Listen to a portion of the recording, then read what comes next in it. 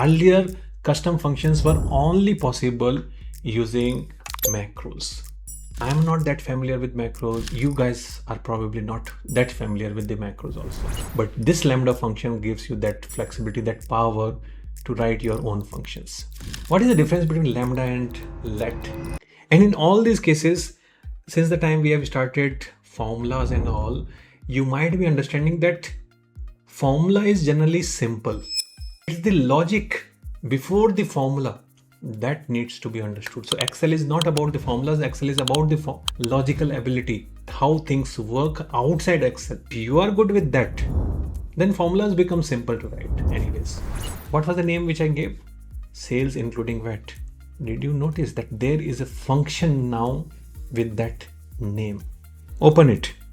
And it is asking what is my S and what is my V.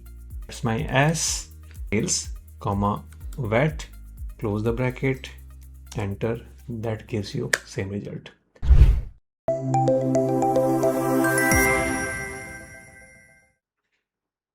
I am having marks of maths and science. Okay, something like 96, 90, I don't know, 4. Okay, some marks like that. Someone brilliant. Then what is the total marks? That is nothing but, you can also use alt equal, that is total marks. Very simple thing. Now I'm showing you something over here, equal lambda. Then it is saying give me a parameter which you want to work with. Let's say one parameter is M for maths, second parameter is S for science.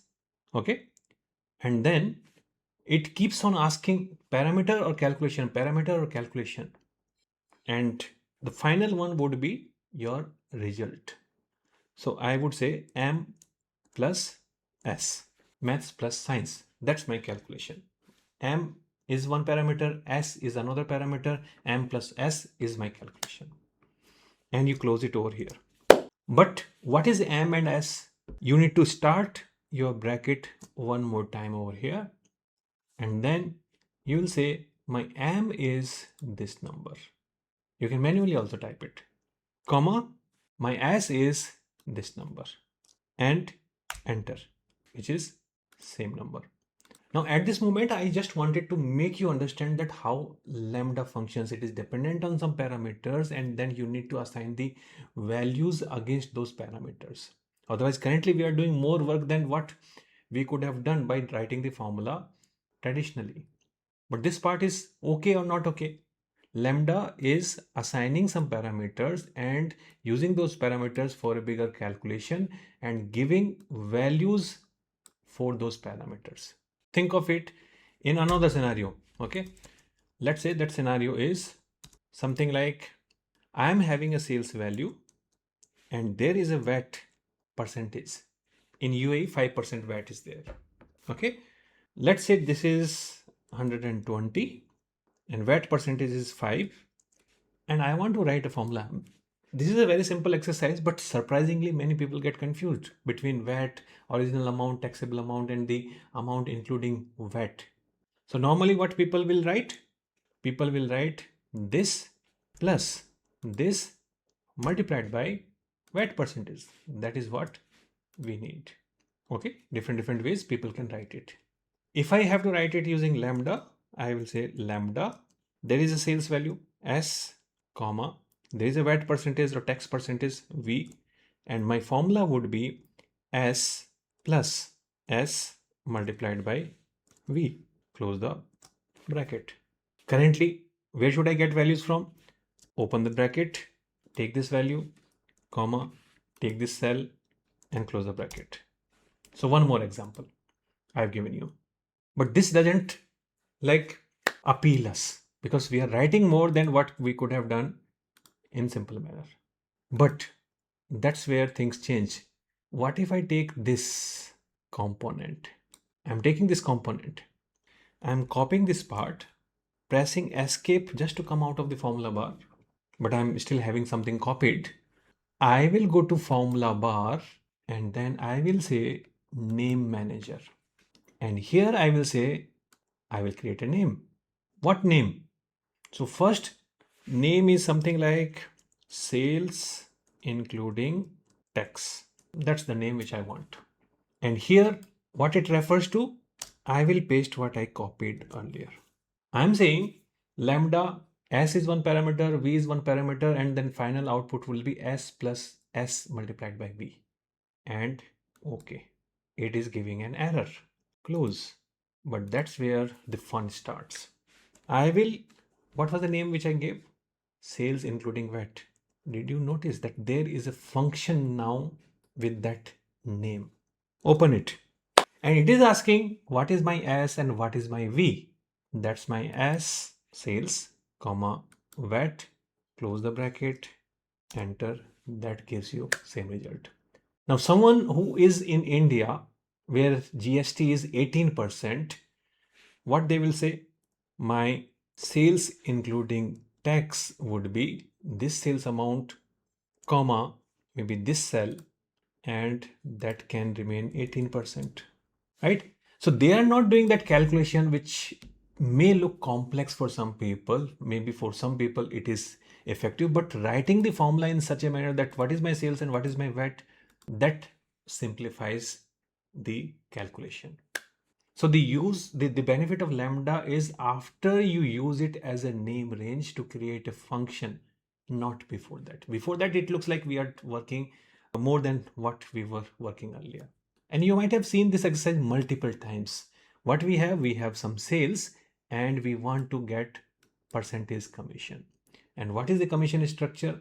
The commission structure is simple, that until 5,000, no commission, 0% is.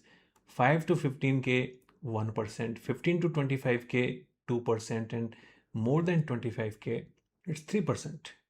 Now, I want to convert it into a function so that people with basic knowledge, or maybe you yourself, you don't want to repeat it because writing it takes some efforts. What I will be doing, I will be starting here with lambda. What does lambda need? Lambda would need the sales value. So let's say we type sales. Okay, I would like to keep the parameter names as simple as possible, as short as possible, but you can keep it as sales, comma. So I am just saying that that's my parameter, only one parameter. Let's keep it simple as, okay, you can reduce it, but I am keeping it sales. The calculation part is this. I have already written it, but this calculation will not work. I need to use the parameter wherever possible. So wherever B2 was there, B2 was behaving just for sales. So I will take this and copy this over here, paste. In this B2, paste. In this B2, paste. And close the lambda function over here. So whatever I wrote, I just prefixed it with this lambda, comma, and then the normal calculation which I wrote, but in place of the actual cell, I am using the parameter. And in the current situation, what would be the input value?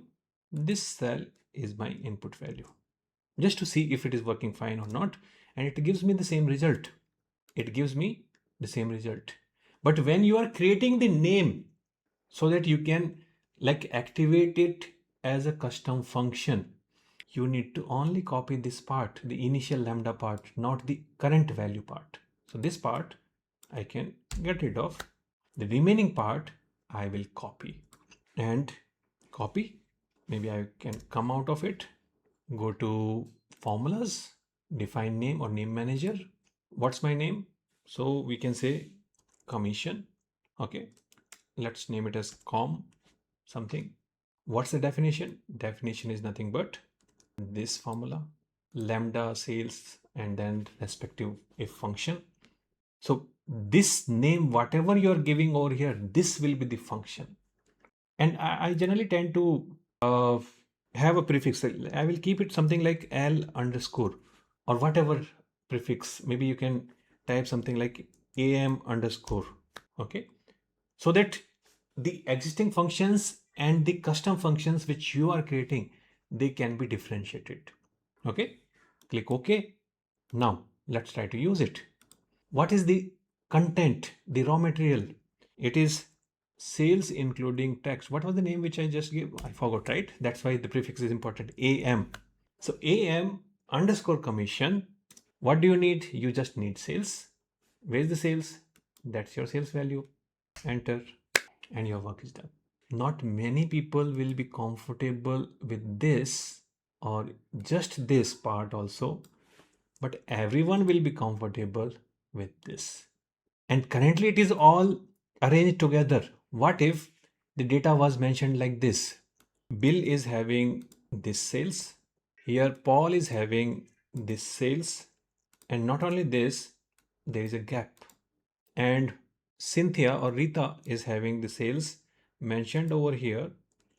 And this is placed something like this. Now, even if you have written a formula somewhere here in the normal traditional way, when you will copy paste, because there is a gap, there is no relativity which is common between them. So every time you will have to modify the formula based on the input. But in this case, it's all simple for me. I will say AM commission, take the input sales value, that's done. Here, I want to write it over here, AM underscore commission, take the input value, and done. So I can write it anywhere because I am only looking for one parameter which needs to be provided only once, and I don't need to worry to change my input cell again and again. Now imagine that your financial year starts in April.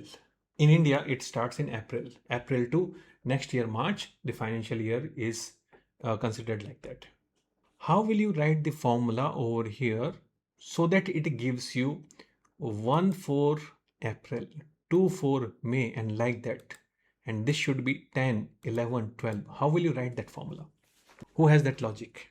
I'm sure many of you might be facing that challenge. Benefit of this is, now this was simple, but to write it, it is a little bit complex, and it is not related to complexity of the formula, it is related to the logic.